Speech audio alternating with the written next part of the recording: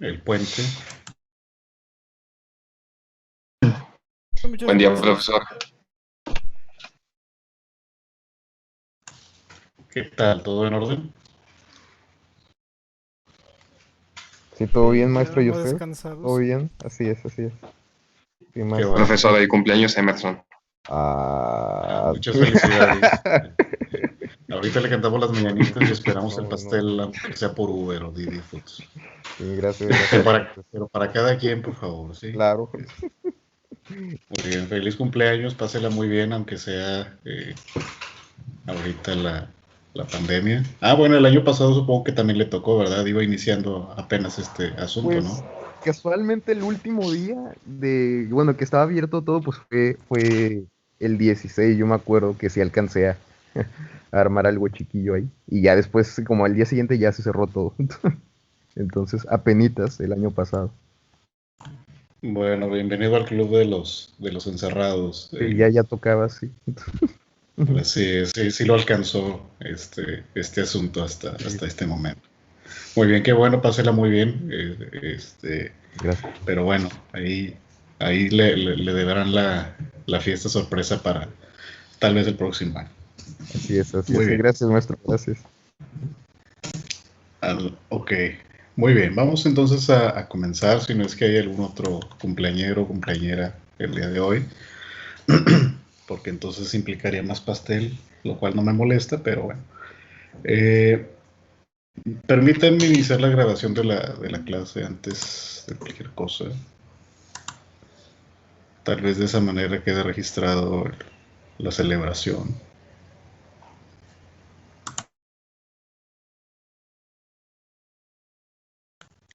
Muy bien, listo. Eh, Vamos a ir cerrando ya casi los temas de historia de Norteamérica antes del parcial.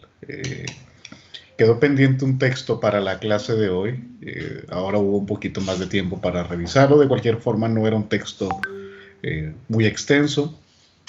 Me parece que era un poco menos problemático que el texto anterior sobre Canadá. Entonces, esperemos que haya sido digerible. Ahí empieza a hablar un poco sobre la Segunda Guerra Mundial. No lo vamos a tocar realmente hoy. Probablemente ya cuando sea la sesión correspondiente lo trataremos con mayor detenimiento, con mayor cuidado. Entonces ahorita vamos a omitir algunas cuestiones al respecto. Simplemente vamos a tratar, insisto, este contexto de la cuestión política. Como se habrán dado cuenta, ya estamos entrando en el siglo XX, es la transición entre el siglo XIX y el siglo XX, que si bien las cosas no van a cambiar mucho todavía para este momento, van a haber algunos elementos significativos en la historia de Canadá para ese momento, y es más o menos en lo que queremos enfocarnos, ¿no? Un poco entender esta situación interna del llamado dominio del Canadá para ese momento, y cómo va también generándose un poco la relación con el imperio, en este caso particularmente con la corona británica, más que con otros territorios similares. Entonces, en este sentido es lo que iremos revisando en la sesión de hoy. Vamos a ver aproximadamente entre 1890, aproximadamente hasta 1935, alguna cosa así. Entonces, aunque parece que es mucho el tiempo para esta sección, nos vamos a dar cuenta que se omite lo de la Primera Guerra Mundial. No vamos a empezar con la Segunda, porque, insisto, esto lo revisaremos en una unidad específica en la cuarta unidad, la cuarta etapa, ¿sí? Muy bien, entonces, ¿les parece si comenzamos a comentar un poco la lectura? Ver qué pueden destacar, qué les llamó la atención, sobre todo cómo lo podemos vincular o cómo lo podríamos ir cotejando con la información que previamente teníamos, ¿no? Muy bien, Arnoldo, lo escuchamos. Bien, pues en esta lectura lo que creo yo que es principal que se nos plantea es, digamos, por así decirlo, el cambio de la influencia principal de Canadá. Si bien antes la corona inglesa estaba, digamos, muy inmiscuida en los asuntos de Canadá, ahora gradualmente va a ser Estados Unidos el que va a tener, digamos, más relación, sobre todo en los asuntos de defensa con Canadá. Antes, o sea, bueno, pues la Primera Guerra Mundial sin duda influenció bastante digamos, este cambio de la situación que ya estaba antes, porque, bueno, los asuntos públicos de Canadá siempre habían sido, digamos, cortos, limitados, principalmente con Inglaterra, y el hecho de que, pues, bastantes canadienses puedan luchar por Inglaterra y muchos, la mayoría murieran en la Primera Guerra Mundial, pues también va a ser, digamos, un peso importante para empezar a cambiar un poco la relación con Gran Bretaña.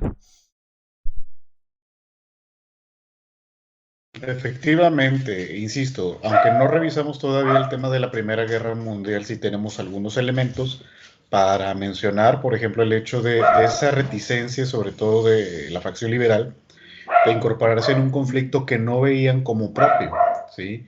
En cambio, los conservadores, esta tendencia monárquica parlamentaria en favor de la corona, de seguir como súbditos del rey de Inglaterra, pues sí los convenció, digamos, de incorporarse al conflicto, tal vez no en una escala predominante, eh, al menos no para la Primera Guerra Mundial, pero que como dijimos, al final la victoria de los aliados, o de este bando que podríamos denominar aliado, que era la Triple Entente, ¿no? Eh, pues al final también hacen propio, pues ya no el conflicto, pero sí la victoria, y que al final eso va a dominar la escena canadiense en algún momento. Pero más allá del plano bélico, vamos a hablar de la cuestión política, lo que le generó mucho apoyo a la facción conservadora, es decir, construir un discurso en el sentido de que, bueno, si nosotros, no sé si están viendo, pero si mantenemos este apoyo para la corona, pues nos van a pasar cosas buenas, ¿no? De alguna manera. Entonces era también combatir el discurso más particularizado, más provincialista de los liberales y que de alguna manera eso les va a ayudar. Eso por un lado, pero también se enfrentan a otra circunstancia que me parece que los conservadores utilizaron mucho en su favor. ¿A qué me refiero? Bueno, al crecimiento potencializado de los Estados Unidos para ese periodo, ¿sí? El rival con el que tanto habían luchado, tal vez de manera indirecta o no constante, como lo fue Estados Unidos, pues a la larga, pues sí va a replantear el papel que va a tener, ¿no? Pero bueno, ahorita podríamos discutir un poco más al respecto. Muy bien, Elías, tiene la palabra. Sí, en base a eso también, otra cosa es la cuestión de Canadá aislada, ¿no? Que hace hincapié el autor. Eso me pareció interesante porque, bueno, o sea, estamos viendo cómo ya está entrando en un periodo de globalización, de cierta manera, donde pues ya está la Liga de las Naciones. Eso también me sorprendió porque generalmente casi no se habla de esta, o al menos yo no he leído mucho de la Liga de las Naciones, y las pocas veces era de que pues no funcionó en su momento, ¿verdad? Y aquí ya creo que trata uno de esos aspectos, como la cuestión de cómo Canadá se mantiene aislada, dice, prefiere no meterse donde están los materiales inflamables. Esa frase me gustó mucho, ¿no? Para evitar entrar en contacto con el fuego. A diferencia, pues, bueno, no a diferencia, de hecho, eso creo que tal vez lo compartió un poco con Estados Unidos antes de la Segunda Guerra Mundial, ¿no? Que también, pues, Roosevelt se remitía un poco a evitar mandar soldados, ¿no? Obviamente, pues, el comercio, como dice también Canadá, pues, se seguía teniendo, ¿no? Ahí apoyando a la Gran Bretaña, pero sí, una cuestión aislada, y creo que es interesante porque pues geográficamente lo pueden hacer, evidentemente, está más aislado que todo, pero en una cuestión globalizada pues sí hay situaciones, y sobre todo también en esto que mencionaba mi compañera Ronaldo es muy pertinente porque es como Canadá, obviamente queriendo, o sea, sí manteniendo esa, bueno, decía que no les gustaba la palabra independiente, no, lo menciono en la lectura porque sonaría muy Estados Unidos, pero, ¿cómo decirlo? Sí, muy, o sea, autónomo, creo que es la palabra más adecuada, como un dominio, pero a la vez voluntariamente les gustaba mantener esa conexión con la Gran Bretaña. Entonces era como que un sentido más cultural que legal, por así, o así lo veo yo, ¿no? Esa conexión. Entonces es lo que destaco para ahora. Ok, permítame un segundo, ya regreso, ¿sí?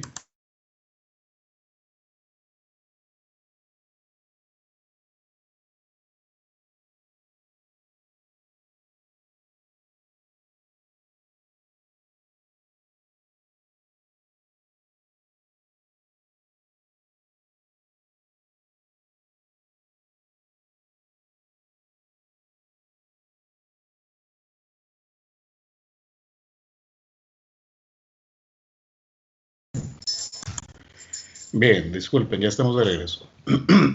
Me parece sí que Canadá siempre ha tenido esa situación un poco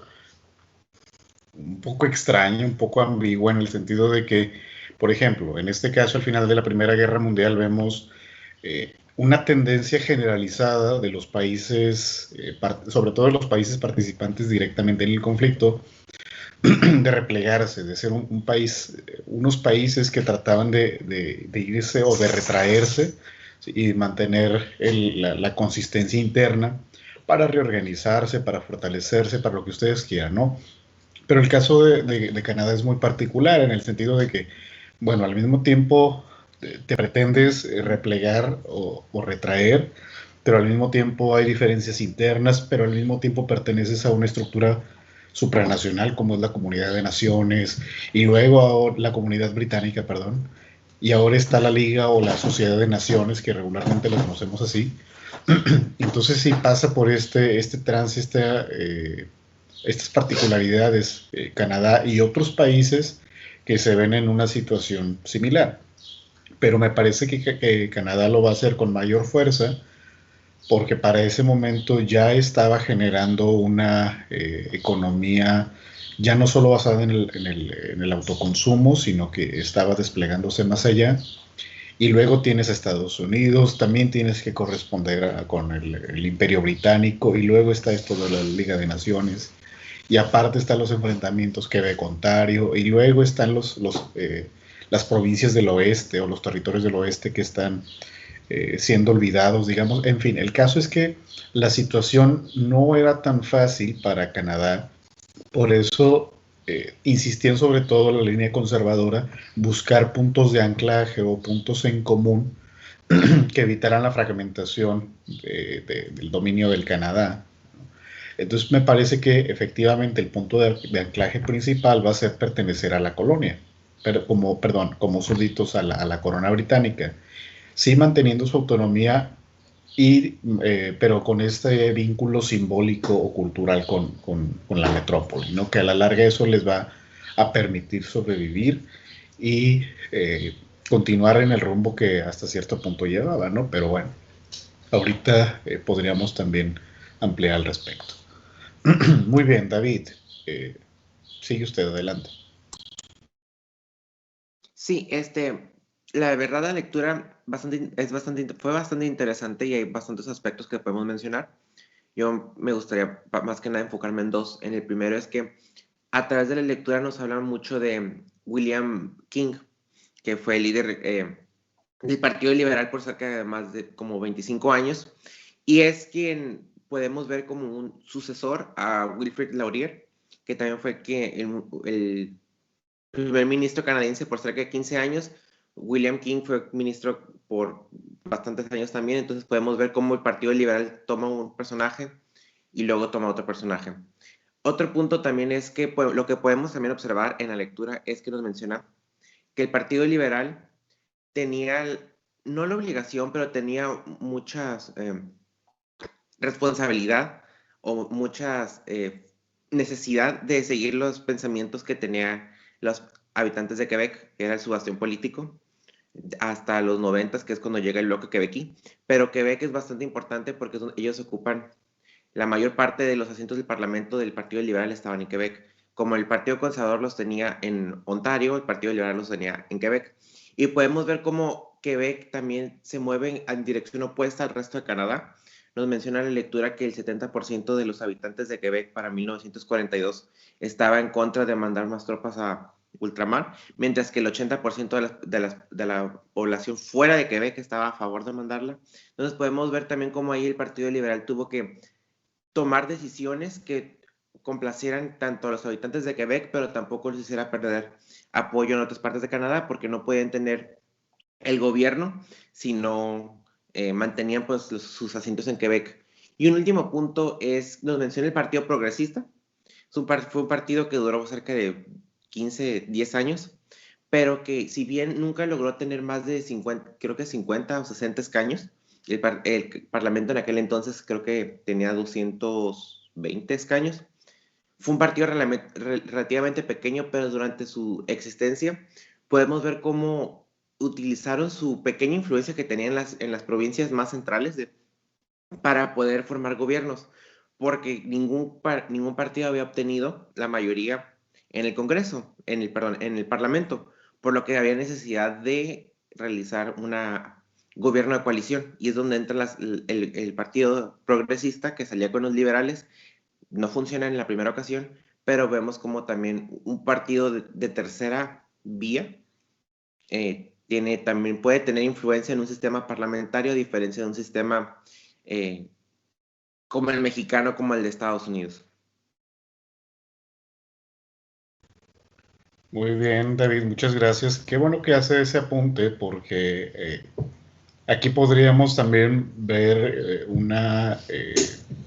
no sé si llamarlo desviación o un punto alternativo a estas únicas dos facciones que hemos venido revisando en las últimas sesiones de liberales y conservadores, porque efectivamente, de hecho no va a ser una tendencia exclusivamente de Canadá, como ahorita lo mencionaba usted, va a ser una tendencia generalizada el hecho de que surjan posiciones un poco más radicales, si lo queremos ver así, o si lo comparamos con las tendencias más de derecha que habían predominado, o liberales de derecha que habían surgido desde finales del siglo XIX, surgen estas otras corrientes un poco más progresistas y que de hecho adquieren ese nombre en diferentes ocasiones, ¿no?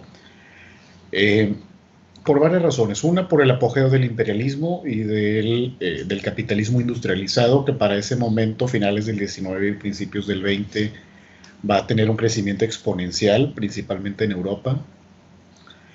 Dos, la Revolución Rusa de 1917, que va a generar esta conciencia de la equidad, la distribución de la riqueza, etcétera, que todavía no va a ser este comunismo deformado que vamos a ver en los años 30 y 40, sino que esto se vive todavía de una manera un poco más utópica y un poco más idealista. Entonces muchas tendencias van a empezar a surgir ahí.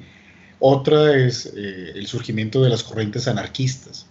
Sí, de hecho, mucho antes de la Revolución Rusa, vemos este desplazamiento o esta movilización perdón, de grupos radicales de izquierda, principalmente anarquistas, que de hecho en Europa, en el siglo, hacia 1880-90, van a haber una serie de ataques con bombas y explosiones muy extrañas, y como no sabían las autoridades europeas a quién atribuirle las responsabilidades, dijeron fueron los anarquistas, que de hecho ahí va a empezar su desprestigio en ese momento, que claro, no fueron ellos.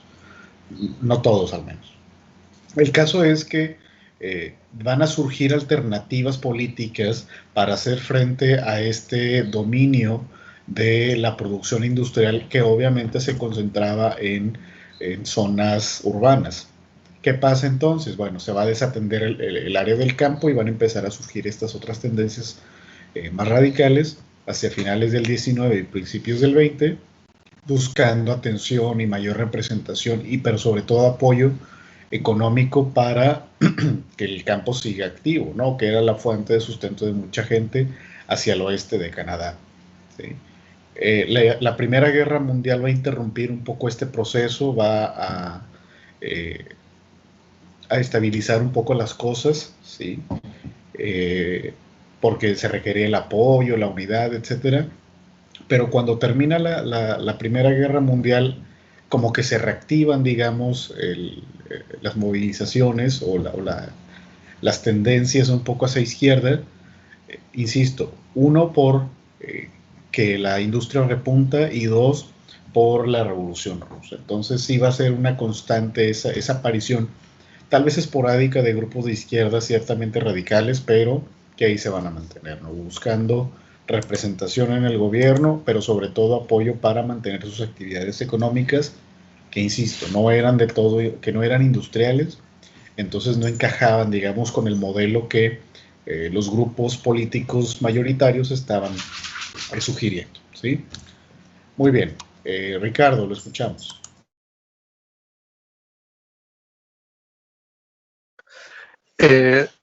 Bueno, antes que nada, buenos días. Y la lectura se me hace muy interesante porque suceden muchas cosas, me recuerda mucho a la historia mexicana, suceden muchas cosas en muchos lados, con muchos intereses, y está Estados Unidos.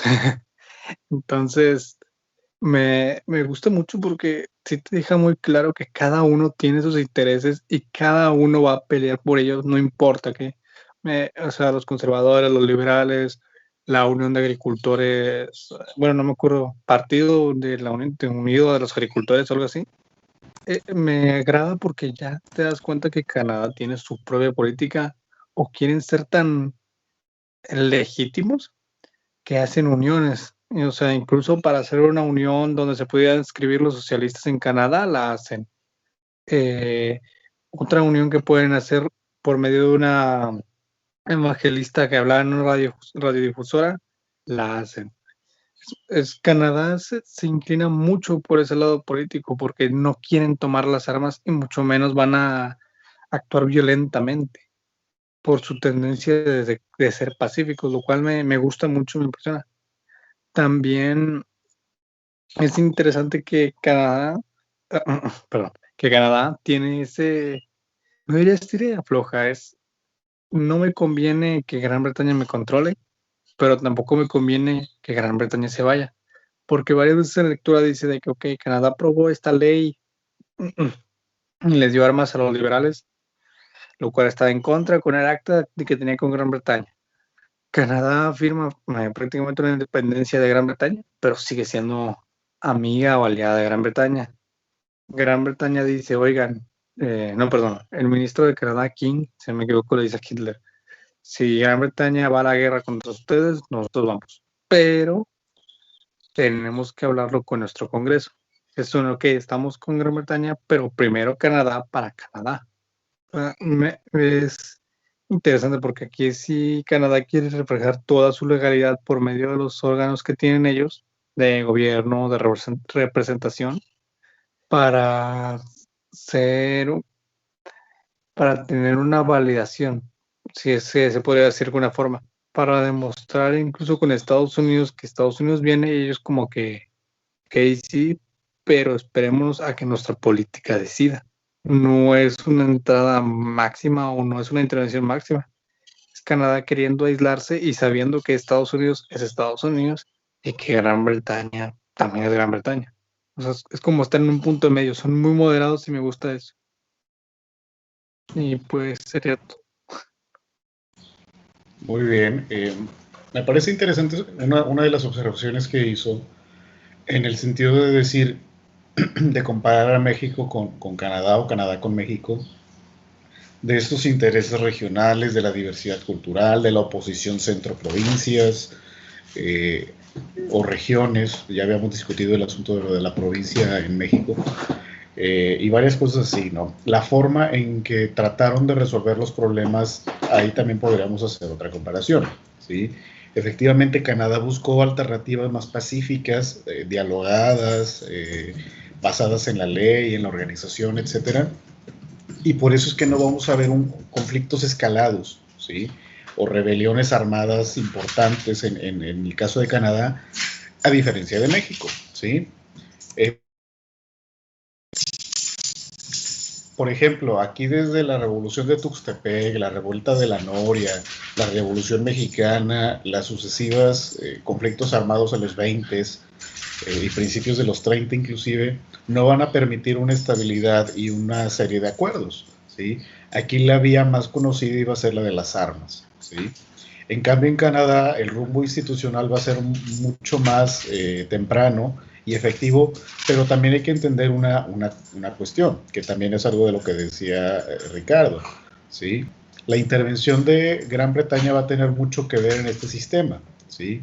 Porque si Canadá empieza a tratar de resolver sus conflictos a través de la vía armada, pues entonces o puede haber intervención de Estados Unidos, lo que no le va a agradar a Gran Bretaña, ¿sí?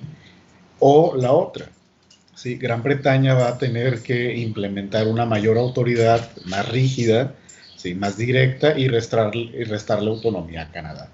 Entonces Canadá tenía pues no tenía de otra más que resolver las cosas internamente, ¿sí? Y de la manera más pacífica y más efectiva posible, para, insisto, evitar una intervención tanto norteamericana como una reducción de la autonomía que hasta ese momento Inglaterra había cedido, ¿sí? Entonces, también no querramos creer que Canadá era la panacea de la política en ese momento, o que lo sigue siendo, o que lo siga siendo, mejor dicho, sino que se encontraba como que entre la espada y la pared, ¿no? Entonces, tuvo que buscar estas alternativas. Por eso es que fortalecieron tanto las instituciones, ¿sí? No las centralizaron, no podían centralizarlas por la rivalidad Quebec-Ontario, pero sí buscaron alternativas a través del diálogo político, a través de la formación de partidos consolidados, pero sobre todo, y una cosa muy, muy importante, definir muy bien los intereses y los objetivos de dichos partidos, ¿sí? Si formas una facción aleatoria, temporal, esporádica, irregular, etcétera, pues te va a ser muy difícil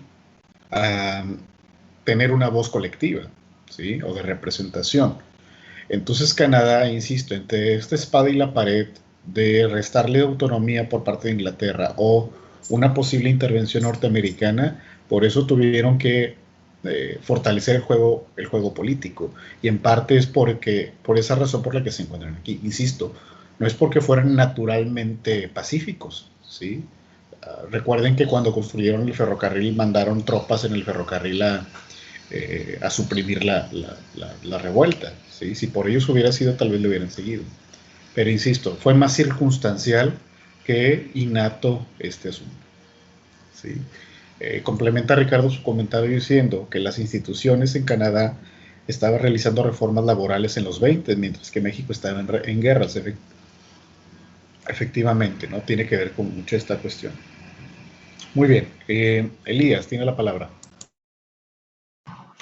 Sí, sobre eso también, creo que ya David habló un poco sobre eso, pues lo vemos desde la política interior, en eso de la espada y la pared, porque me gusta mucho que la lectura aborda un poco, bueno, no sé mucho historia de Canadá, apenas consultarlo con otras fuentes, pero sí lo aborda tal vez un poco más objetivo este asunto, porque dice, o sea, los conservadores hacían algo y como que se decepcionaba la gente, porque no lo llevaban bien a cabo, o tenían la mala fama de la Primera Guerra Mundial, pero luego votaban por los liberales y tampoco lo hacían bien, o había algo que los decepcionaba hasta cierto punto, y lo venían los progresistas y no lograban una mayoría. Entonces, todos los grupos se vieron como que encrucijados, todos en esa de que trataban de hacer lo mejor, con sus respectivos intereses, claramente, pero trataban de hacer una política, y luego también con la Gran Depresión, igual cada grupo político daba su propuesta y todos fallaban, entonces como que si estaba complicado diplomáticamente tratar de buscar una solución con Estados Unidos cerca, con las conflagraciones internacionales y aparte con la diversidad interna. Y cómo el Parlamento se vuelve pues el lugar de debate, ¿no? O sea, pasaba algo y órale, lleva al Parlamento. Alguien estaba en disgusto, órale, lleva al Parlamento. O sea, era el máximo micrófono o el punto de diplomacia central en la cuestión parlamentaria canadiense. Efectivamente, de hecho, si recuerdan un punto en la lectura, pero eso ya ocurrió en los años 30, de que fracasa el plan de los conservadores para resolver la crisis o la Gran Depresión de finales de los 20, principios de los 30, pero que menciona que antes de renunciar pide la intervención, le pide al gobernador general que disuelva el parlamento, ¿sí? Y ahí es donde los liberales saltan y les dice, oye, es que eso no es de acuerdo. Y ahí también se redefine la figura del gobernador general, es decir, del representante de la corona, cosa que ya vimos anteriormente, pero también el pacto en general, ¿no? El pacto entre provincias y el pacto con el imperio. Desde los años 20 se estaba tratando de resolver ese asunto. Entonces, en ese caso, ¿sí? El papel del Parlamento va a ser fundamental porque es el eje que va a...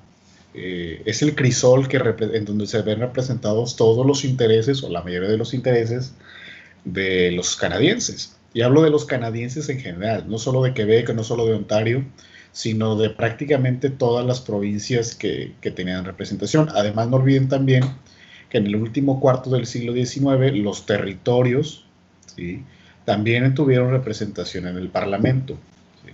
Entonces, por ese sentido, es que van a optar más por una facción política que por un caudillismo, tal vez, como se tenía acá en México o en otras regiones, porque los mecanismos políticos eran a través del debate, del diálogo, de la negociación, pero en el plano institucional del Parlamento, ¿sí? No había un líder del país, digamos, porque el país como tal no existía, o un Estado-nación, ¿sí? Ya vimos las dificultades que enfrentaron. Entonces, sí entender la importancia del Parlamento, o que el Parlamento ha venido jugando desde muy temprano en Canadá, ¿sí? Porque, insisto, tiene que ver con este asunto de la representación, de la participación, del voz y voto. Sí mencionan líderes, pero son los líderes de los partidos, ¿sí? No los líderes del país, ¿sí? Entonces representan intereses regionales o provinciales muy, muy específicos, o facciones políticas muy específicas, pero que si no ganan la mayoría de la representación en el Parlamento, pues de poco les sirve ser los líderes. La constante es tratar de tener la mayor representación posible en el Parlamento, porque de esa manera se ejercía el poder, ¿sí? Entonces, es bastante importante este apunte que realiza su compañero al respecto, ¿no? Y me parece que ya vamos entendiendo un poco más a Canadá, ¿no? Que también nos parecía tan distante, tan diferente, pero que al revisar su historia un poco más, pues nos damos cuenta que tenemos más cosas en común que cosas diferentes, ¿no? En general, América del Norte. Entonces ahí también, yo creo que en este punto nos tendremos que replantear otra vez a qué región pertenece México, ¿sí? Entonces también como que somos el puente, no solo geográfico, sino sociocultural y político entre América Latina y la América anglosajona o América del Norte. Pero bueno, eso tal vez a lo mejor al final del curso lo podríamos reinterpretar. Muy bien. ¿Alguien más quiere participar, comentar algo de la lectura revisada?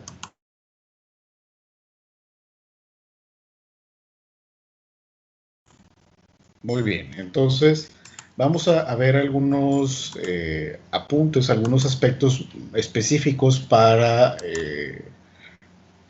redondear, digamos, este aspecto, ¿sí? De la situación política de Canadá a finales del siglo XIX y principios del XX, ¿sí? Estamos en el contexto del final de la Gran Guerra. Recuerden que en ese momento no se le llamaba Primera Guerra. Entonces, en este periodo final de la Gran Guerra, a principios de los años 20, ¿sí?, pues ocurrió un poco más o menos lo que ya hemos venido diciendo, ¿no? Esta situación ambigua, políticamente hablando, de Canadá, de decir, bueno, ¿qué hacemos ahora? Optamos otra vez por el apoyo internacional a Gran Bretaña, nos replegamos y discutimos asuntos internos, ¿qué hacemos, no?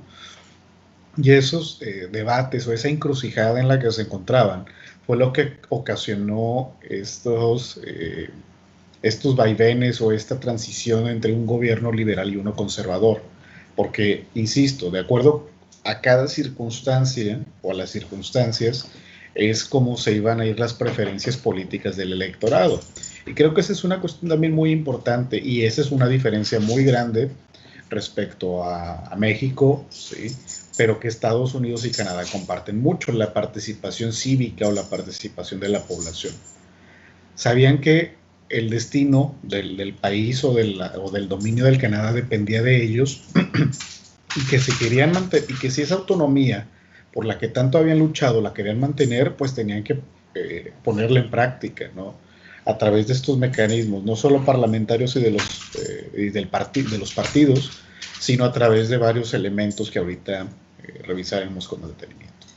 Muy bien, en este contexto del final de la guerra, ya veamos un poco este asunto de que los canadienses en general, independientemente de la región a la que pertenecían, empezaron a tener mucho este afán de rechazo al intervencionismo, sobre todo porque a lo mejor esta idea, por ejemplo, de la, ¿cómo se llama?, de la Sociedad de Naciones o Liga de Naciones, pues no tenían representación ahí, ¿sí? Estuvo mucho este debate de si iban a ser una especie de representación combinada, ¿sí?, o de facto, solo porque Gran Bretaña ya estaba ahí. Eso es como si ya hubieran incluido a Canadá, ¿sí? Pero algunos canadienses, sobre todo los liberales, decían no, si ayudamos a Gran Bretaña a ganar la guerra, pues queremos una representación diferenciada. El hecho de que esté Inglaterra ahí no quiere decir que nosotros también estemos representados. Entonces, esa idea de la nacionalidad o de la regionalidad, etcétera, pues de alguna manera se estaba pactando. Y también veíamos el caso de los Estados Unidos, ¿sí?, de que para ese momento ya había completado su expansión hacia el oeste. Para 1890, 1900, ya había terminado la expansión hacia el oeste, pero ahora se estaba convirtiendo no solo en una potencia económico-industrial, ¿sí?, que ya lo revisaremos en su momento, sino que también se estaba convirtiendo en una potencia política. No estaba ejerciendo el imperialismo de los países europeos que llevan en picada después de la guerra, pero sí estaba teniendo este papel conductor o de mediador, digamos. Tímidamente iba apareciendo, claro, no iba a ser el Estados Unidos del final de la Segunda Guerra, pero sí se estaba convirtiendo en un país importante, una potencia importante para ese periodo, en los años 20. ¿Sí? Entonces ahí Canadá también tuvo que replantearse qué hacer en ese sentido, ¿sí? Esta idea de mantener la unidad y evitar el conflicto para evitar el intervencionismo norteamericano, ¿sí?, que para ese momento en América Latina, especialmente Centro y Sudamérica, estaba siendo impresionante, ¿no? El caucho, el guano y el cobre traído desde Chile, ¿sí?, todas estas materias primas de Centroamérica, las frutas, la United Fruit Company, etcétera. Todo este dominio que estaba ejerciendo en América Latina, Estados Unidos, Canadá no quería que le pasara lo mismo.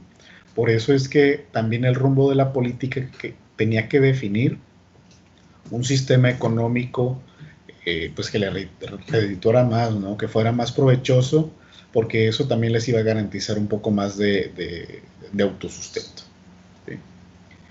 En ese contexto, vamos a ver, por ejemplo, a los liberales, a la facción liberal, que esperaban que el dominio canadiense o el dominio del Canadá tuviera más autonomía, ¿sí?, por dos razones. Una, porque de esa manera iban a tener un mayor control interno, y segunda, porque de alguna manera eso les iba a garantizar una mayor rechazar este intervencionismo del que hablábamos, ¿sí?, no solo de Estados Unidos, sino también de la propia corona británica. Entonces, el estandarte durante todos los años 20 y desde finales de la guerra de los liberales fue decir más autonomía para el dominio. ¿Sobre qué? Sobre los asuntos internos, la situación del gobernador general, representante de la corona, sobre si participaron o no en conflictos internacionales que involucraran a Inglaterra, cosas similares, ¿sí? Era el estandarte de los liberales. En cambio, los conservadores decían, no, si mantenemos el apoyo y nos mantenemos aliados con los ingleses o con la corona británica, pues eso nos va a garantizar más apoyo en caso de que lo requeramos, por ejemplo, contra Estados Unidos, ¿sí? Entonces, estaba esta situación ambigua entre dos facciones muy marcadas en Canadá, pero que, insisto, representaban más bien intereses regionales y simbólicos que otra cosa, ¿sí? En todo este debate, en todo este asunto, ¿sí?, los liberales estaban gobernando Canadá, y precisamente con esta aspiración a la autonomía se solicitó o se presentó una moción para convocar a una reunión entre las colonias o los súbditos de la corona y la corona británica, y se discutió cuál debería de ser la situación ahora, la relación entre las colonias o estas entidades que pertenecían a veces directa, a veces indirectamente a la corona, y la propia corona, ¿sí? Entonces, en este contexto, en 1926, se logra la firma de un tratado, ¿sí?, que después sería conocido como el Tratado de Westminster, ¿sí?, donde se establece que a partir de ese momento, las que hasta ese momento todavía eran colonias o dominios británicos, ¿sí?, se les debería de denominar comunidades autónomas, y que de hecho es un poco el sentido que tienen hoy en día. Ahora se les llama estados autónomos asociados, pero en ese momento la identidad o la categoría de comunidades autónomas fue muy importante para Canadá, porque de esa manera no se desvinculaban de la corona, pero sí se les daba este estatus autónomo importantísimo para resolver sus asuntos internos, para establecer diplomacia internacional y para decidir o no si participaban en asuntos bélicos que involucraran a la Gran Bretaña, ¿no? Entonces, en 1926 se firma este tratado, o se acuerda, mejor dicho, y en 1931 entra en vigor. Pero para ese momento ya los conservadores otra vez estaban en el gobierno. Sin embargo, esa categoría no cambió. Esta idea de ser comunidades autónomas, pero parte de la Commonwealth, que si bien digamos, formalmente ya estaba funcionando, ¿sí?, ahora iba a ser legal este reconocimiento de que, pues sí, eres un país autónomo, pero sigues cultural, simbólica y hasta cierto punto legalmente vinculado a la corona. Que, insisto, a lo mejor para nosotros es un poco más difícil entender o asimilar esta categoría, pero los canadienses ya habían tenido esta experiencia durante 100 años, 150 años para ese momento, ¿sí? Y justo en la imagen vemos esta celebración de los 60 años de la Confederación Canadiense, y que me parece que la festejaron con mucho entusiasmo por el reciente reconocimiento de su categoría de comunidad autónoma, ¿sí? Por eso vemos estos conglomerados. Además, para los británicos siempre ha sido muy, o para la herencia británica, siempre ha sido muy atractivo, ¿sí?, lo institucional de estas celebraciones, que son muy diferentes a las celebraciones de los latinoamericanos, ¿no? Eso es un poco más solemne, más institucional, con una mayor formalidad, ¿no? Pero bueno, entonces, en este contexto, ¿sí?, de muchas personas que habían perdido la vida en la guerra, y aunque ganaron, ¿sí?, sí se sentían como que un poco comprometidos a que en futuros conflictos Canadá se iba a ver obligado a intervenir, quisiera o no. Por eso esta tendencia de los liberales a conseguir más autonomía. No sé si hasta aquí hay algún comentario o pregunta que quieran realizar.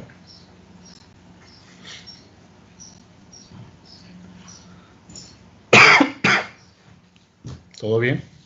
Bueno, entonces, insisto, estamos hablando entre 1920 y 1930, es este periodo que se redefine la relación entre las provincias o los dominios británicos en general. Y además, para ese momento también hay que recordar que Inglaterra iba se estaba desquebrajando un poco su sistema imperial por el fin de la guerra.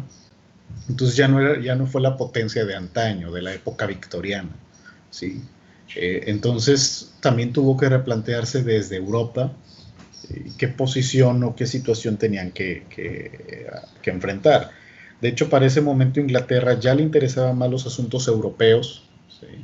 Porque lo involucraban directamente a su gobierno y a su población. ¿Sí? Entonces, por eso también se dieron ante estas circunstancias, más que presiones, fueron las circunstancias, ¿sí? De aceptar esta situación de ahora concederle la categoría de comunidades autónomas a muchos establecimientos, ¿sí? Y que algunos van a tardar más que otros, ¿sí? Pero que a la larga van a lograr algo más que eso, ¿no? En este caso la independencia, por ejemplo, en la India, para los años 40, ¿sí? Caso que no va a ocurrir en Canadá, pero las circunstancias son diferentes. Muy bien, aquí hay un apartado que no menciona el libro, pero me pareció fundamental para entender también qué estaba pasando en el plano político-social. ¿Sí? Ya habíamos mencionado un poco que en Europa las tendencias del voto a la mujer empezaron desde muy temprano, finales del 19. Para el año 1900 muchos países ya habían, muchos países del norte de Europa habían otorgado el reconocimiento a la mujer para votar, y eso también estableció nuevos mecanismos de representación que, insisto, se van a volver muy importantes en algunas regiones, ¿sí? Porque era el único medio que tenían para luchar por la política o los asuntos sociales, ¿no? Que era la representación política en el Parlamento. Entonces, Canadá no se va a quedar atrás, va a seguir ejemplos incluso de la propia Inglaterra, que para 1902 o 1904, una cosa así, ya había entregado el voto a la mujer generalizado. Estados Unidos lo va a hacer en 1913. Entonces Canadá se va a ir lentamente integrando a este proceso, no va a ser una situación inmediata. Para 1916, estas dos provincias son las primeras que otorgan el voto, pero el voto local, ¿sí? El voto generalizado a nivel nacional no va a ser sino hasta después de la Segunda Guerra Mundial en el país, en 1948, que de hecho también se otorgó aquí en México para las elecciones locales. Entonces va a ser este primer momento de la participación canadiense de las mujeres en este momento, insisto, en este contexto, ¿sí? Si estabas hablando de generar una mayor autonomía y una mayor participación y representación, sería lógico pensar que la participación de la mujer iba a ser importante, ¿no? En 1917 y 18, durante la Primera Guerra o la Gran Guerra, se establece que todas las personas tienen el derecho a votar, pero solo durante este periodo, ¿sí? Debido a que requerían el apoyo de la gente, debido a que muchos hombres se habían ido a la guerra, porque muchas mujeres también en ese tiempo se hicieron cargo de sus familias, etc. Entonces el gobierno cedió temporalmente, el gobierno del dominio cedió temporalmente y les otorgó el derecho a las mujeres a votar solo durante esta circunstancia única, ¿no? Sin embargo, para el final de la guerra, principios de la década de los 20, prácticamente todas las provincias, con excepción de Quebec, habían otorgado el voto femenino, lo cual a mí me parece un poco paradójico, considerando que Quebec era, digamos, el bastión liberal de Canadá. Entonces, otros territorios más vinculados al progresismo, a la corriente progresista, como ya revisamos, como Manitoba o Alberta, ¿sí? O conservadores incluso como Ontario, otorgaron el voto a la mujer a nivel regional, ¿no? Entonces sí me llamó mucho eso la atención de que Quebec no cedió, sino hasta mediados del siglo, ¿sí? Pero sí, el periodo que es de la guerra y de la década de los 20 va a ser importante para la participación femenina y sobre todo para aumentar la representación y la actividad política, ¿sí? Que insisto, si estás abogando por una mayor autonomía, sí me parece un poco irónico el hecho de que en Quebec no se optara por ese sentido, ¿sí? ¿Algo hasta aquí? ¿Algún asunto que quede pendiente? Muy bien. Y en esa misma década vemos también otra situación un tanto contradictoria. En 1923, con el establecimiento del acta de exclusión para inmigrantes chinos, en general para todos los inmigrantes que no fueran o que no pertenecieran a este grupo caucásico europeo, ¿sí?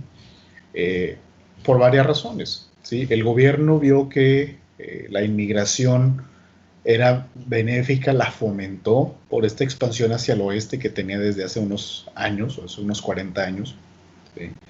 Pero vio que poblaciones como los chinos, los japoneses y otros grupos no se estaban ajustando o no se estaban adaptando a las circunstancias de Canadá, ni a la cultura, ni al lenguaje, ni a los ritmos de trabajo, ni nada por el estilo.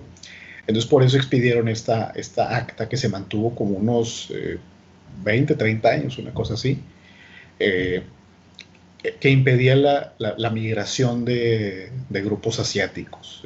Daban preferencia a grupos europeos, ¿sí? Para que se expandieran hacia el oeste, les daban tierras y créditos para que pudieran trabajar, pero a los asiáticos no, se les restringió mucho este sentido de participación, cosa que si recuerdan, algo similar había ocurrido en Estados Unidos en los años 20, en 1921. Se había estado haciendo estas restricciones, pero en Estados Unidos no solo fueron los asiáticos, fueron estas cuotas para permitirles a los europeos entrar. Si recuerdan, lo vimos en la unidad 1, y aquí vemos este otro acto, ¿no? de justificar la exclusión por esta falta de adaptación. A lo mejor podemos interpretarlo como un modo de racismo o de xenofobia. Usan mucho estos autores la palabra xenofobia, y puede ir por ese sentido. Entonces ahí podemos ver un poco esta idea que planteábamos al principio de la unidad 2, de la tendencia conservadora que va a tener Canadá, o que ha tenido Canadá. Y aquí me parece uno de estos actos, o estas dos situaciones, que en Quebec no se había otorgado el voto a la mujer hasta mediados del siglo, y la exclusión de la población asiática de forma legal también a principios de los años 20. Van a haber otras restricciones por parte de los gobiernos provinciales, por ejemplo, la prohibición del alcohol, que fue muy popular, o de la que hemos oído hablar mucho en Estados Unidos, también ocurrió en Canadá, ¿sí? Esta idea de censurar el alcohol, porque era una forma también de censurar a la sociedad que en los años 20 estaba pues creciendo, ¿no? Esta idea de la desmoralización, ¿sí? Si recuerdan, los años 20 son catalogados como los locos años 20, ¿sí? Por todo lo que ocurrió en esa época. Bueno, también en Canadá se hizo estas restricciones al alcohol durante prácticamente toda la década de los 20, ¿sí? Entonces vemos muchos contrastes en Canadá durante este periodo, pero insisto, tienen que ver con las propias diferencias e intereses interregionales, y por su propia situación colonial autónoma, que sigue siendo un poco extraño. Ok, finalmente, en este contexto de estas situaciones que estaban ocurriendo, falta otro momento u otra situación que viene a desequilibrar la balanza que hasta ese momento había tenido Canadá. La Gran Depresión, que inicia con el crack de la Bolsa de Valores de Nueva York de 1929, ya sabemos un poco la historia, ¿no? Que no solo impacta a Estados Unidos, sino al mundo entero, por lo que ya decíamos de que Estados Unidos se había convertido en el bastión industrial del mundo y la potencia y todo lo que querramos, ¿sí? Entonces, en ese contexto, en 1930, regresan los conservadores al gobierno porque prometían resolver la situación, prometían echar para atrás todos estos excesos que la economía capitalista liberal había generado. Entonces trataban de implementar todo este proyecto, ¿sí? Vamos a ver, por ejemplo, que al mismo tiempo de la Gran Depresión, que cerró empresas, terminó con empleos, con casas, con embargos, etcétera, ¿sí? Esto estaba ocurriendo en Ontario, pero ¿qué pasaba en el oeste, en las otras regiones del país? Bueno, los liberales habían caído en las elecciones, pero en el oeste se formaron o se reorganizaron, mejor dicho, estas corrientes progresistas y laboristas, es decir, en favor de una intervención estatal mayor en apoyo a la economía de los más necesitados, en este caso a los agricultores y a los obreros, se aliaron de alguna forma e implementaron una mayor presión para que se resolviera la crisis económica, ¿no? También había algunos grupos conservadores en el oeste, ¿sí?, que apoyaban las medidas de Ottawa, o desde Ottawa, pero no se resolvieron, ¿sí?, en un primer momento. De hecho, uno de los planes de los conservadores liderando el gobierno de Canadá fue llevar a cabo este llamado estado de bienestar, que prácticamente todos los países de la época implementaron con sus respectivos matices. Sí, en Europa surgieron muchos estos sistemas de estado de bienestar que más bien se tornaron hacia los totalitarismos que ya conocemos. Sí. En Italia ya había empezado desde los años 20, que había quedado aplastada por la guerra. Alemania lo mismo, España igual. Estados Unidos estaban implementando el nuevo trato de Roosevelt, ¿sí? Entonces Canadá también se vio obligado como que a virar hacia ese rumbo. ¿A qué nos referimos con estado de bienestar? A que el gobierno va a tener una participación más amplia, ¿sí?, en la sociedad, ¿sí? No iba a ser este estado mínimo ideal de los liberales de finales del 19 y principios del 20, sino que el Estado creían que tenía que ser el rector de la actividad económica para implementar la recuperación y evitar una caída más estrepitosa de lo que ya estaba ocurriendo. Algunas de las características del estado de bienestar en Canadá, bueno, las pensiones por vejez, por ejemplo, o las pensiones para este momento ya no solo iban a ser para la tercera edad, sino que iban a ser, se iban a extender hacia otras áreas, a otros sectores. Iba a haber una mayor regulación de los horarios de trabajo y de los salarios para que las empresas pagaran lo suficiente para que las familias pudieran mantenerse. Se establecieron precios mínimos para los productos básicos que no aumentaran, ¿sí?, los precios de los productos de la canasta básica, implementado por los subsidios gubernamentales. Se ampliaron los seguros de desempleo, de vida, de salud, por accidentes en el trabajo, etcétera. A las mujeres viudas también se les iba a apoyar, a los desvalidos, a las personas que participaron en la guerra, etcétera. Otorgaron muchos créditos a industrias que estaban yendo a la quiebra, ¿sí?, o a los agricultores del oeste que tanto habían pues necesitado, ¿no?, para ese momento, etcétera. Entonces, todos estos programas de ayuda social, ¿sí?, se establecieron durante varios años en Canadá y en otras naciones, pero no dieron los resultados esperados porque la crisis se extendió, o la depresión se extendió más de lo que se había previsto, ¿sí?, y Canadá no era la potencia industrial que era Estados Unidos como para solventar gastos sociales durante tanto tiempo, ¿sí? De hecho, vamos a ver varias muestras de inconformidad. En la imagen vemos lo que el autor llama la marcha sobre Ottawa. Esos grupos de campesinos y agricultores del oeste, ¿sí?, organizados a través de estas redes progresistas y laboristas, que se empiezan a manifestar en la capital canadiense en 1935 exigiendo una mayor ayuda, ¿sí? Los campesinos y agricultores de la época decían, es que los créditos que nos estás dando no nos están ayudando, ¿sí? O bueno, nos estás dando un crédito, pero ¿con qué te vamos a pagar esos créditos? ¿No? Porque los créditos son préstamos más que otra cosa, ¿sí? Entonces surgió mucha inconformidad por parte de esta tendencia progresista laborista, es decir, de campesinos y de obreros, que se manifestaron en Canadá, en la capital de Canadá, pues exigiendo soluciones, ¿no? Porque la Gran Depresión se los estaba devorando y estaban en embargo, no tenían trabajo, nadie les compraba sus productos, etcétera.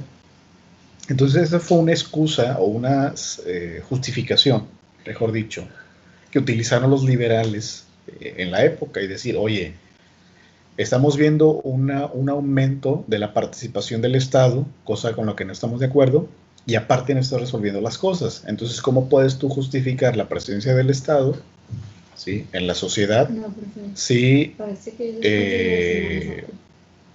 pues si no estás haciendo nada? Únicamente estás centralizando el poder, pero no estás resolviendo los problemas, ¿no? Entonces, en esa situación, en esa circunstancia, los liberales ganan otra vez la mayoría. Esta cosa que ya habíamos venido hablando del péndulo, ¿sí?, de ir y venir en las circunstancias, de acuerdo con las circunstancias. Entonces los liberales regresan al poder o ganan la mayoría en el Parlamento en 1935, ¿sí? Es donde les digo que los conservadores trataron de intervenir haciendo que el gobernador general anulara el Parlamento. No se logra, e insisto, regresa esta tendencia. Pero como lograron ver en la lectura, se van a dar cuenta que los liberales, si no van a poder alcanzar a arreglar todos los problemas que tenían. Uno, porque no tenían las medidas con que hacerlo. Dos, porque la Gran Depresión era más grande de lo que pensaban, aunque habían criticado a los conservadores. Y tres, porque ya estaba cerca el inicio de la Primera Guerra Mundial. Y si recuerdan, Inglaterra es uno de los tres o cuatro países que inicia con la guerra contra Alemania, ¿sí? Entonces eso indirectamente arrastra de nuevo a Canadá.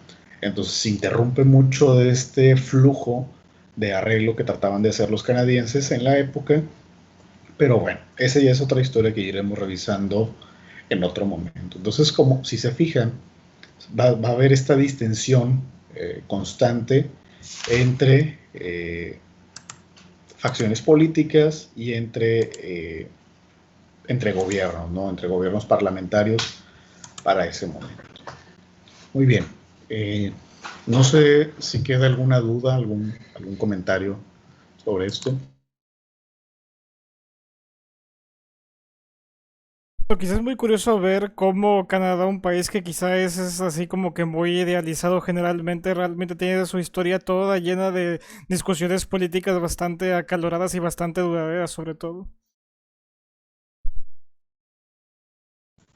Así es, de hecho, no va a ser poco las discusiones que se van a generar sobre cómo conducir al país. Entonces, por eso la política va a tener un papel central en Canadá, porque no son una potencia económica, no son completamente independientes, ya que están ligados a la corona, aunque sea bajo una categoría de comunidades autónomas, ¿sí? Se encuentran relativamente aislados del resto del continente y del mundo hasta cierto punto para esta época. Entonces sí, lo único que les queda es tratar de conducir al país lo mejor posible, ¿no? Sin embargo, van a tener sus reveses, pero me parece que a la larga pues van a sobrevivir, ¿no? Y que es lo que estamos viendo. Vemos el resultado en la actualidad, cosa que muchos otros países no han podido hacer, y eso incluye a México, ¿sí? ¿Qué más?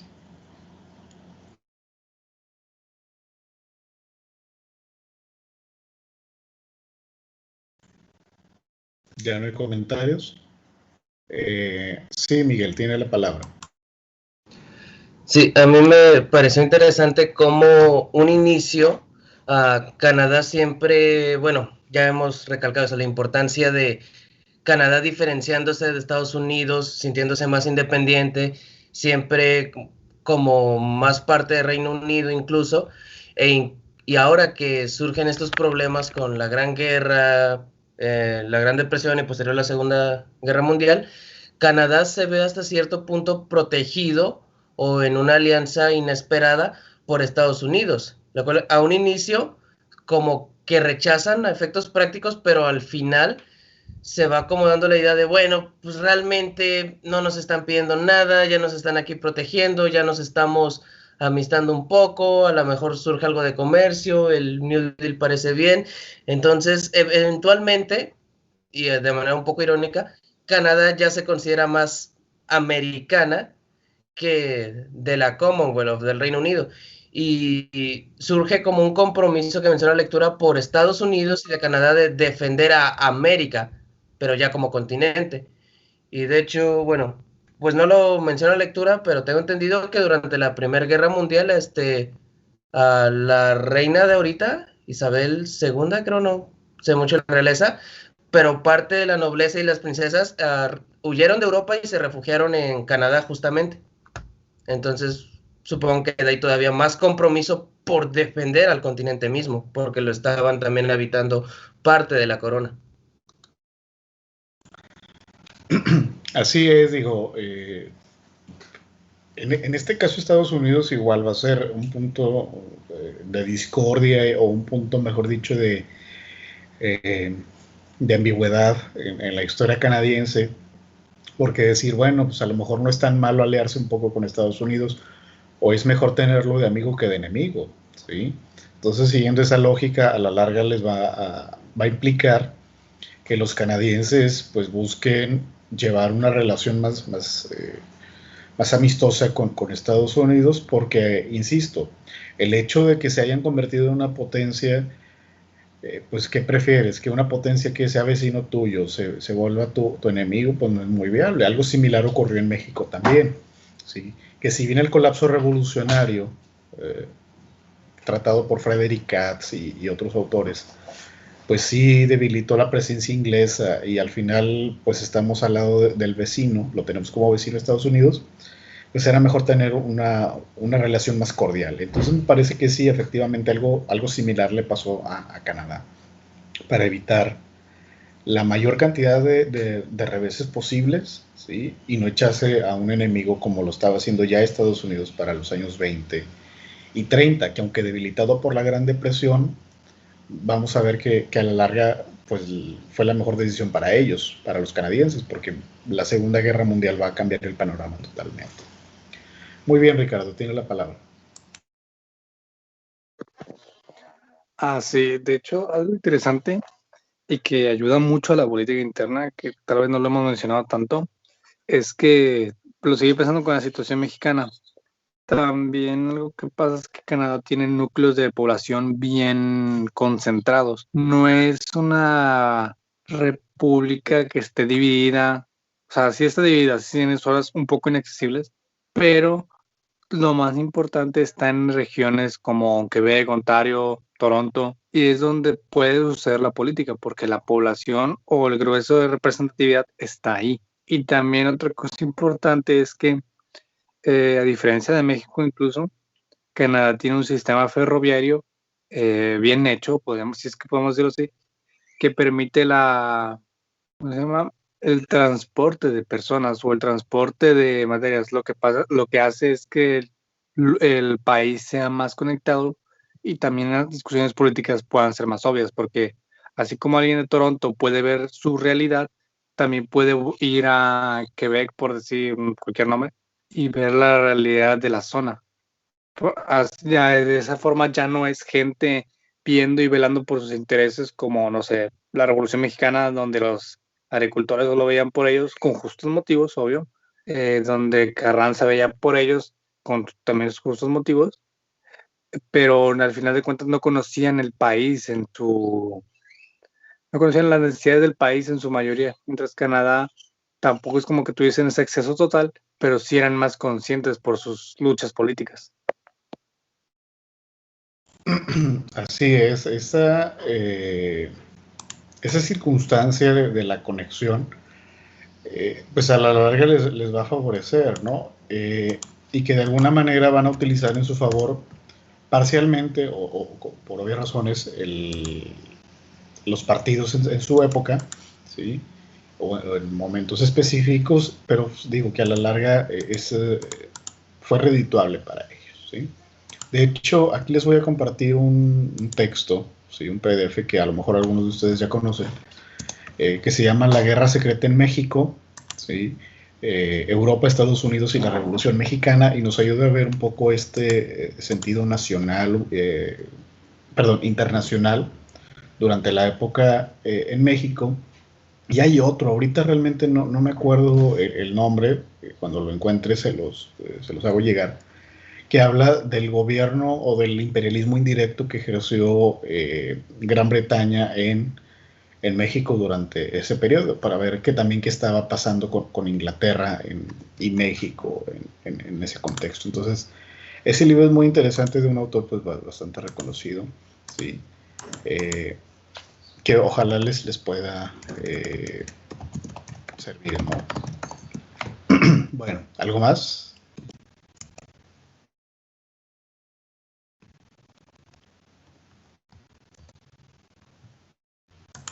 ¿Todo bien? Ok. Muy bien, entonces ahí vamos ya llegando a otro momento de la historia, ya lo iremos revisando con mayor detenimiento, ¿sí? Pero por lo pronto todavía nos queda ver qué pasaba con el vecino, con Estados Unidos, ¿no? Que también va a tener una trayectoria muy particular, va a salir de una guerra antes de entrar en otra, es decir, va saliendo de la guerra de secesión antes de incorporarse a la guerra, a diferentes contextos, ¿sí? A diferentes circunstancias, y es lo que estaremos revisando en la última clase previa al examen. Y este es el texto que vamos a estar revisando: Historia de Estados Unidos, Historia Mínima de Estados Unidos, el de Erika Pani, de las páginas 166 a las 180, por favor, que vamos a revisar ahí. Bueno, vamos a ver un poco, más o menos lo que hemos visto ya también con Canadá. Vamos a ver más o menos entre 1870 aproximadamente hasta principios del siglo XX. A lo mejor no vamos a profundizar más allá por ahora en la escena política, porque cuando revisemos el crecimiento industrial y la Segunda Guerra, pues va a estar directamente relacionado con las decisiones gubernamentales. Entonces, por ahora vamos a ver hasta ahí, hasta antes del inicio de la Primera Guerra Mundial, en lo que respecta a Estados Unidos, y con eso estaríamos cerrando esta unidad número 2, ¿sí? No sé si hay preguntas o comentarios. Muy bien, entonces nos vemos en la clase del jueves para Historia de África. Ahí revisaremos lo que falta para el examen y los avances. Y el viernes nos vemos en esta materia con esta lectura. Muy bien. Entonces nos vemos, pásenla bien y cuídense. Hasta luego. Desde luego, profe. Gracias, nos vemos.